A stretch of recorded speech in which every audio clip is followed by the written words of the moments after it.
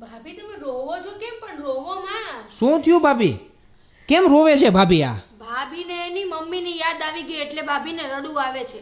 ભાભી પણ એમાં રોવાનું થોડું કોઈ કાંઈ હવે યાર, તમે યાર રોવો એ બહુ કહેવાય હવે. તો શું કેમ કરું? રોવું આવે છે? તમને કેમ અચાનક રડવું આવે? પાણી ભર દે, પાણી ભર દે, પાણી ભર દે ભાભીને, પાણી ભર દે. રોવાનું ન હોય એમાં કાંઈ. હવે આપણે ક્યાં આવે કાંઈ, આપણે જિંદગી જીવીએ છીએ ને મજા કરીએ છીએ ને, તો પછી હવે રોવાનું ન હોય. અને મમ્મી જ્યાં હશે ત્યાં એકદમ શાંત અને મજા કરતા હશે, બીજું કાંઈ આમાં ન હોય. રોવાનું બંધ કરી દો. પાણી પીવો તમે, પાણી પીવો પેલા. રોવાનું બંધ કરી દો. રડો માં. બસ રોવાનું બિલકુલ ન હોય. શું કામ રોવું, શું કામ આવે છે? હા, કંઈક બોલો તો ખરી તમે, કંઈક શેર કરો અમારી સાથે તો અમને વધારે ખબર પડે. તો મને ખબર છે કે તમે એમ કીધું મમ્મીની આજે બહુ યાદ આવે, પણ તમે રડશો એવી મને નહોતી ખબર. રોવાનું કંઈ છે જ નહીં. રોવાથી કંઈ એનો આનો કંઈ હલ આવે કંઈ ભાભી? હા તો મમ્મીની યાદ તો આવે ને. એ વાત તમારી બધી સાચી છે, મમ્મીની યાદ આવે, પણ હવે જે છે એ નથી તો નથી. તો હવે આમાં આપણે બીજું તો શું કરી શકીએ કયો? પણ એમ નહીં, અત્યારે મારા ઘરે કેવડો મોટો પ્રસંગ છે અને મને મારા મમ્મીની યાદ ન આવે. આજે ઈ હોત તો મને કેટલો સારો સપોર્ટ હોત. એ વાત એમાં તો જો કોઈ સવાલ જ નથી. માં હોય ને એ બધાને યાદ આવે. તમારી ગમે એવી આપણી ઉંમર થઈ હોય ને, પણ માં ઈ માં જ કહેવાય. બીજું કાંઈ એમાં એનાથી વધારે હોય નહીં. પણ હવે શું કરવાનું, જે નિયમ છે કુદરતનો એ તો આપણે એક્સેપ્ટ કરવો જ પડશે. મને પ્રાચી હજી યાદ છે કે હું જ્યારે નાની હતી ને ત્યારે મને એક પણ વસ્તુની જરૂર પડી હોય ને, એટલે મારે કોઈ દિવસ મારા મમ્મીને કેવું જ નથી પડ્યું. એને આમ ખબર નહીં, અંદરથી કુદરતી બધી ખબર પડી જતી કે મારી છોકરીને આ જરૂર છે. મારા લગ્ન થયા ને તો એ મારા મમ્મીએ મને આમ એમ કહે ને કે એટલું બધું આપ્યું છે ને, આમ કે સંસ્કારના શું કહેવાય ને એ મને નહોતી ખબર પડતી, પણ એને એટલું ભરીને મને આણામાં આપ્યું છે ને સંસ્કાર, કે વાત જવા દો. અને અત્યારે મને બહુ યાદ આવે છે એની. પણ એ તો તમારે દીકરીને ઘરે પ્રસંગ છે અને હવે મમ્મીની ખોટ છે, એટલે મમ્મીની ખોટ કોઈ પૂરી ન કરી શકે. એવું પછી વિચારવાનું નહીં. આપણે આપણી રીતના બધું આગળ વધવાનું હોય. તમારા ઘરે પ્રસંગ છે ને આમાં રેડા કરશો, દુખી રહેવાનું કોઈ મતલબ નથી. આમાં પછી ખુશી રહેવાનું, તો મમ્મી એ ખુશ રહેશે, તમે ખુશ રહેશો ને. તો બધી વાત સાચી, હું બધું સમજુ છું. આટલા દિવસમાં મને કોઈ દિવસ એવું લાગ્યું પણ નથી. પણ એમ કે ને કે મારે સુખ દુઃખની વાત કરવી હોય કે હું અત્યારે મૂંઝાઉં છું, મને જરૂર છે કે ભલે તમે લોકો નથી એવું નથી, તમે લોકો પણ છો, પણ અમુક વાત એવી હોય કે આપણે માને જ કહી શકીએ કે બાપને કહી શકીએ, પણ આજે એ નથી ને, એટલે મને ના એ વાત તમારી 100% સાચી છે ભાભી. પણ રોવાનું ન હોય. રોવાનું કાંઈ, પાણી પી લ્યો, મજા કરો. આજે હવે ભાભીને ગમતું હોય ને એ પ્રાચી આપણે ખવડાવવાનું છે અને ભાભીને આપણે મજા કરવાની છે.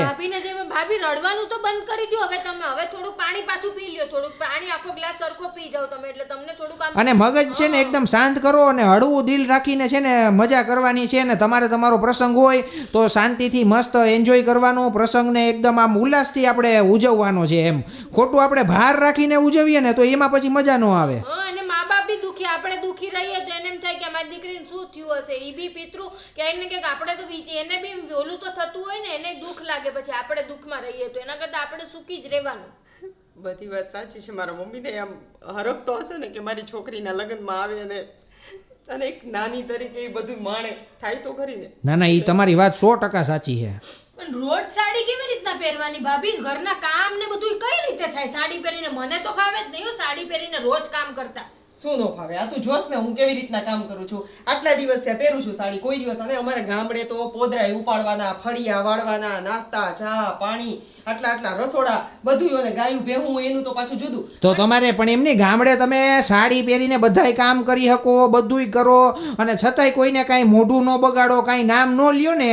અત્યારે અહીંની સિટીની બાયુને તો તમે સાડી પહેરવાનું કહો ને તો 10 દી લગી મોઢું બગાડીને રહે. પણ મોઢું બગાડવાની વાત નથી, આમાં ફાવે જ નહીં. અમે પહેલેથી કુર્તી, જીન્સ ને લેગિંગ્સ ને એવું જ પહેર્યું, એટલે અમને એમાં કમ્ફર્ટ હોય. ભાભીએ પહેલેથી લગ્ન કરીને કે તેદુની સાડી જ પહેરતા હોય, એટલે એને સાડી જ ફાવે. પણ તમે પહેરો તો ફાવે કે નહીં? તો તમે એમની, હું મારા મમ્મીના ઘરે હતી ત્યારે થોડી સાડી પહેરતી હતી. ત્યારે અમારે તો ઓલા શું હોય, ચણિયા ને ઓલું બુસ્કોટ ને એવા જ બધા પહેર્યા હોય, ને ડ્રેસ પહેર્યા હોય, ચુંદડી વાળા ડ્રેસ હોય સરસ મજાના. તો પછી લગ્ન કરીને સાસરે આવ્યા તો સાડી ફરજિયાત હતી. તો પછી અત્યારે તમે ફવડાવો તો ફાવે, ન ફવડાવો તો બાના આવે. હા, બાનાની વાત નથી, પણ ભાભીએ પહેલેથી જ પહેરી હોય જો સાડી તો એને ફાવવાની જ છે. ને મને પહેલેથી ડ્રેસ પહેરવી, ડ્રેસ જ ફાવે. હવે હું તમને અત્યારે ઉઠીને એમ કહું કે ભાભી તમે હવે જીન્સ પહેરો તો તમને ભાવે?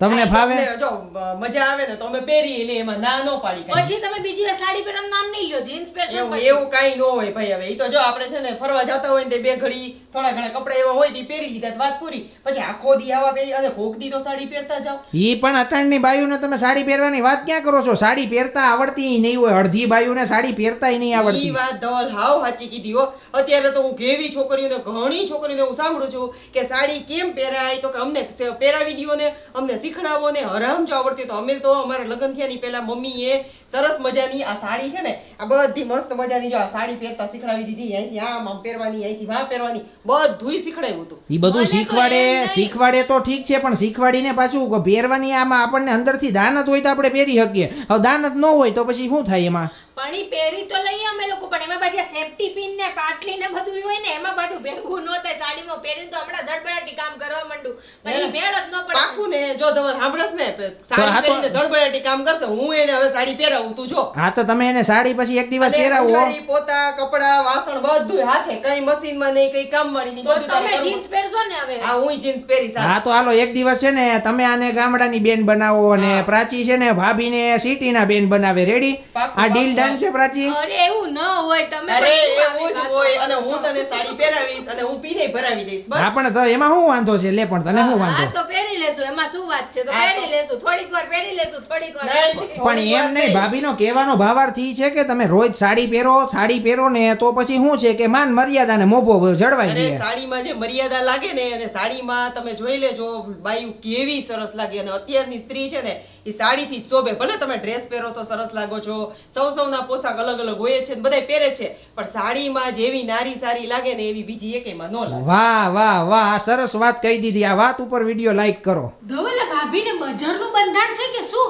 કેમ શું થયું? આ એના થેલા આગળથી મને ડબલી મળી બજારની યાર. બજરની ડબલી? તો આપણે દાંતમાં નો ઓલી ઘસતા હોય બુઢા લોકો, હા ઈ બજારની ડબલી છે આ તો. મને નથી ખબર. તો ભાભીને પૂછ ને. ભાભી, આ ભાભી, હા, શું થયું? આ તમને બજારનું બંધાણ છે અટાણથી? હાય હાય, આવું કોણે કીધું? આ તમારા થેલાની બાજુમાં પ્રાચીને આ ડબલી મળી બજારની.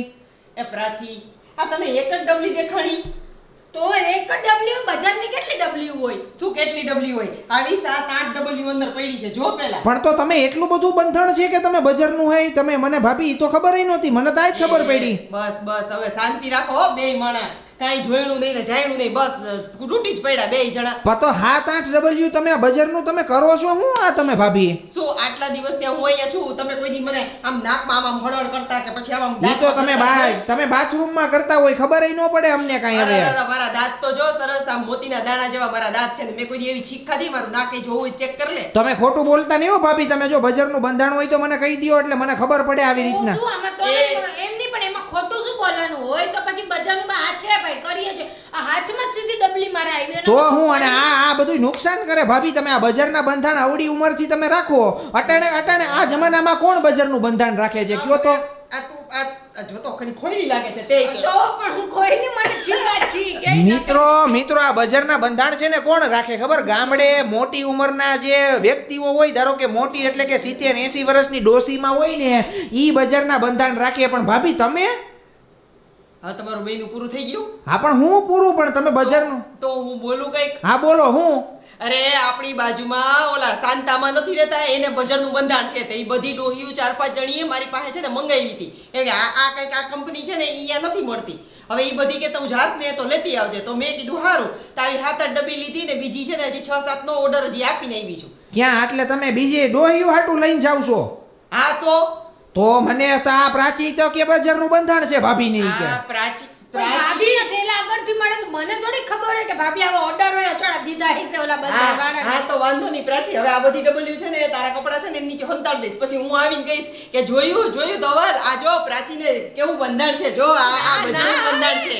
પણ એમ નથી. પણ તો તમારે પેલા કહી દેવાય ને, અમે કહીએ છીએ તમને બજારનું બંધાણ. તો તમારે પેલા પૂછી લેવાય ને, સીધું ભાભીને બજારનું બંધાણ છે. વાહ રે વાહ. પણ તો કહું છું તો ખરા કે તમે કઈ બોલતા નથી, ચાલતા નથી ને તમે ખાલી આમ કરો ને ઓલું કરો ને પાછા. હવે ઈ ભેગી હતી ત્યાં કે ઓલા ભાઈ હું વાત કરતી હતી ને તો ઈ પોતે કઈક બીજી વસ્તુ લેવા ગઈ, એમાં મારે ઓલા ભાઈ વાત થઈ ગઈ, મેં 6 હાથ લીધી ને હજી એની પાસે પૂરી થઈ ગઈ હતી આ કંપનીની, તો પાછી હજી આવશે. હા, એમ ઓહો. નહીં કે ભેગી જતી તો ધવલ કહેશે કે તને નથી ને બંધાણ પાછું તો. હું કહી દી હાલો ને મિત્રો, એટલે આમાં તો મારા ભાભીને ભાઈ બજારનું બંધાણ નથી, પણ આ તો ગામડેથી બીજી ડોહીમાં એને કીધું તું લઈ આવવાનું, એટલે એના માટે એને 6-7 ડબલ્યુ લીધી છે.